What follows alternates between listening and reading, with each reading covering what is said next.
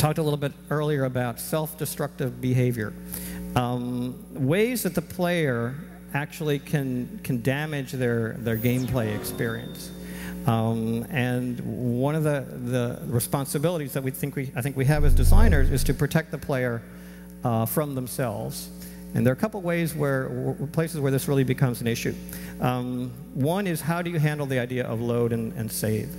I've watched people play Civilization where before every battle, they save the game.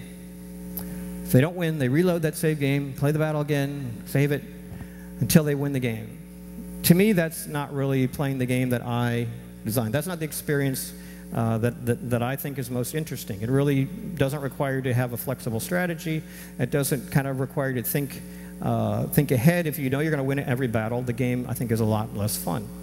So in Civilization Revolution, we actually save the random number with the save file, so that if you reload the save file, you get the same result in your battle. You know, ha ha ha. That'll teach you.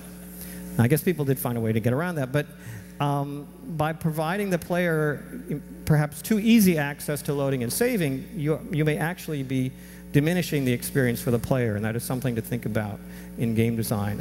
In Pirates, we actually only allow you to load and save the game when you're in a port.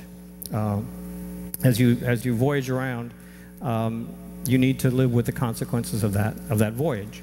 And kind of by building it into the fantasy of the game, I think it's a little less obvious that we are trying to kind of control your load-save behavior. But that's something to think about, is finding ways to build your load-save restrictions kind of into the fantasy, the story of the game. Another area where I think we can damage the gameplay experience for the player is in providing them too many options, settings, things that they can kind of customize in the middle of the game. There's all sorts of good things that the player should be able to customize. Whether you think the joystick works this way, whether you're left-handed or right-handed, all those things are key. But there's been a tendency that I think has kind of gone away more recently, but to kind of open up all sorts of gameplay decisions to the player. And to me, that's kind of wrong. We're as designers, we're here to make the game, and not to kind of hand it over to the player and say, I'm not sure how this game should work. You figure it out.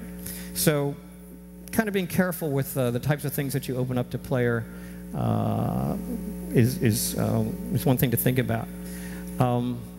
Another is cheat codes. Again, I think it's a way that players can actually damage the gameplay experience for themselves.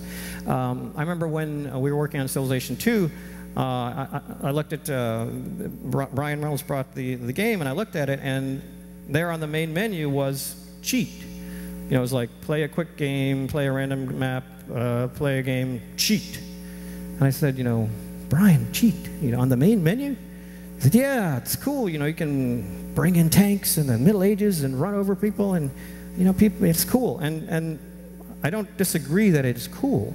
In fact, I watched my son, when he was playing, have a wonderful time bringing in all these tanks and running roughshod over the pikemen in the Middle Ages. But it's like, but Brian, does the main menu, can't we just bury it 1 or 2 levels deeper? Because I kind of want the players to play the real game first before they start experimenting with the cheats and the Easter eggs and things like that. So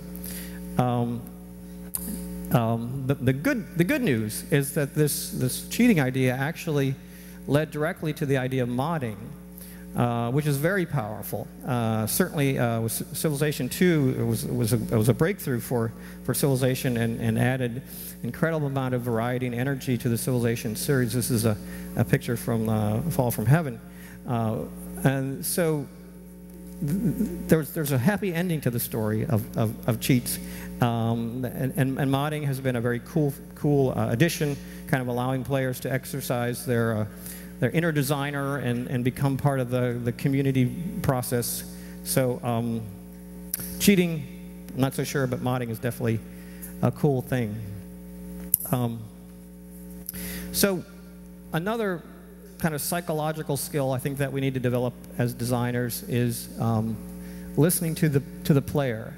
I'm kind of assuming at this point that you've bought into the idea that game design is an iterative process, you know, starting with a prototype and kind of building on that, getting a lot of play, getting a lot of feedback, building a game over time.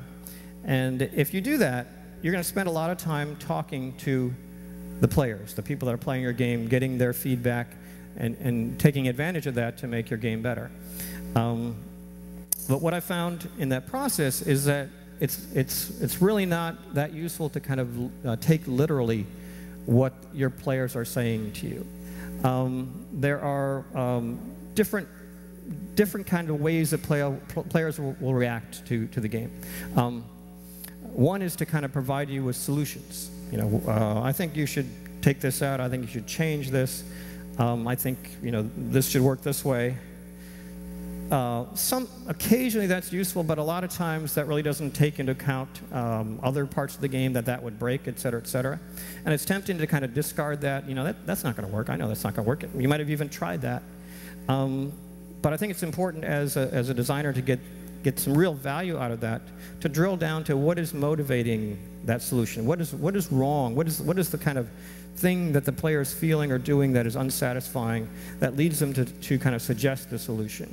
And a lot of times you can find something that is consistent with your game design and your game ideas that will solve that problem for them. It might not be the exact solution that they propose, but it will solve the problem, and everybody's happy. Another type of comment that you might get back is kind of the opposite of that. It's an emotion. You know, it doesn't feel right. I'm frustrated. I'm confused. You know, again, very little information. And again, it's kind of our job as designers to figure out what is it that's causing that emotion. You know, what can I change to make that emotion go away if it's a bad emotion, or to strengthen that if it's a positive emotion. Another important, oops, don't look at that slide.